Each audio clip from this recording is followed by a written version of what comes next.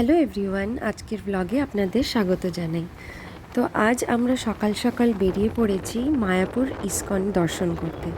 অনেক দিনের ইচ্ছে ছিল যে যাব বলে, আর যেই ওঠা হচ্ছিল না। অবশেষে আমরা ঠিক করলাম যে যাব। তো আজকের দিনটা হলো শুক্রবার, সকাল সকাল 5:30 নাগাদ আমরা সকলে বেরিয়ে পড়েছি। তো বেরিয়েই এখন কিছুক্ষণ এসে পরে জলখাবার খেতে আমরা এক জায়গায় হল্ট করলাম। আর এখানের স্পেশালিটি চপ, মুড়ি, ঘুগনি, শসা আর কত কী।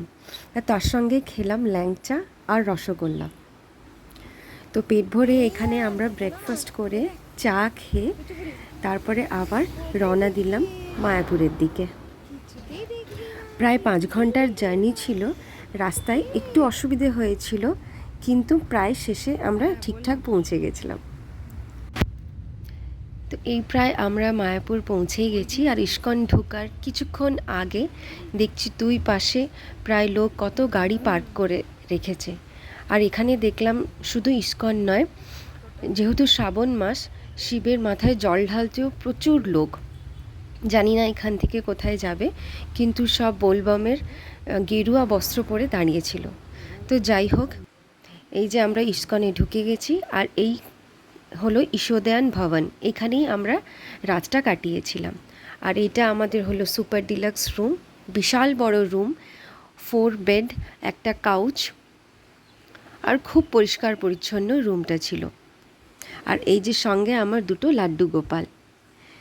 তো আমরা রুমে পৌঁছেই একটু ফ্রেশ হয়ে পরেই আমরা বেরিয়ে পড়লাম লাঞ্চ করতে। আর লাঞ্চে সবথেকে ভালো জিনিস হলো মহাপ্রসাদ।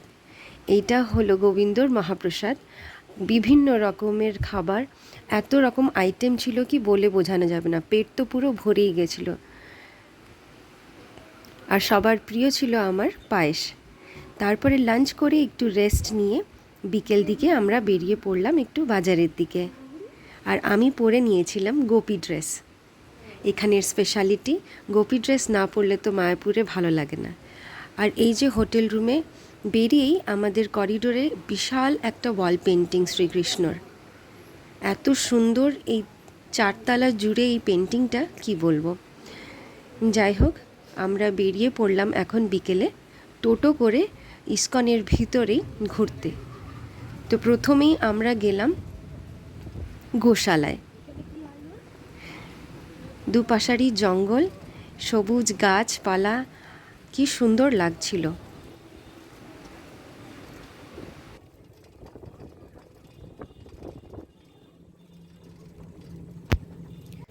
তো আমরা পৌঁছে গেছি গোশালায়। আর গোশালায় কতগুলো যে গরু ছিল তার কোনো ঠিকানা নেই। আর শুধু গরু দেখা নয়, এখানে কাউ কাডলিং বলে একটা প্রোগ্রামও ছিল, যেখানে আপনারা গরুদেরকে খাবারও দিতে পারেন আর ওদেরকে আদরও করতে পারেন। তো আমরাও সকলের মতন গিয়ে একটু গরুদের আদরও করলাম। আর অনেক বিদেশিও ছিল যারা এই কাউ কাডলিং প্রোগ্রামে ভাগ নিয়েছিল। তো পুরোটা গোশালাটা ঘুরে প্রায় 1 ঘন্টা লাগলো আমাদের। আর এখানে এসেছি আমরা গরুকে আদর করতে। দেখে তো বেশ ভয়ই লাগছিল, কি বিশাল শিং। তো যাই হোক, এখান থেকে আমরা বেরিয়ে গিয়ে ইস্কনে দর্শন করলাম। সেখানে তো আর ফোন অ্যালাউ নেই, তাই রেকর্ডিংও হয়নি। তারপরে বিকেলবেলা এই ইস্কনের ভিতরে আমরা টিফিন করতে এসেছিলাম। আর এসে পরে আমরা দোসা খেয়েছিলাম। তারপরে বিকেল দিকে একটু ঘুরতে বেরিয়েছিলাম। তো সেই দিনটা কাটিয়ে আমরা পরের দিন সকালে রওনা দিলাম বাড়ির দিকে। তো মাঝপথে আমরা আবার দাঁড়িয়েছিলাম লাঞ্চ করতে। আর এইটা হলো রয় হোটেল, এটা নাকি খুব পুরনো আর নামি হোটেল বর্ধমানের। তো সেখানেই আমরা দাঁড়িয়েছিলাম ভাত খেতে। তো ভাত আর আরও অনেক রকমের আইটেম ছিল, আলু পোস্ত, ডাল, ঝুরি আলু ভাজা, পাঁপড়, ডিম, মাছ, পনির। তো যে যেটা খাবে। অবশেষে আমরা খেয়েছিলাম ভেজ।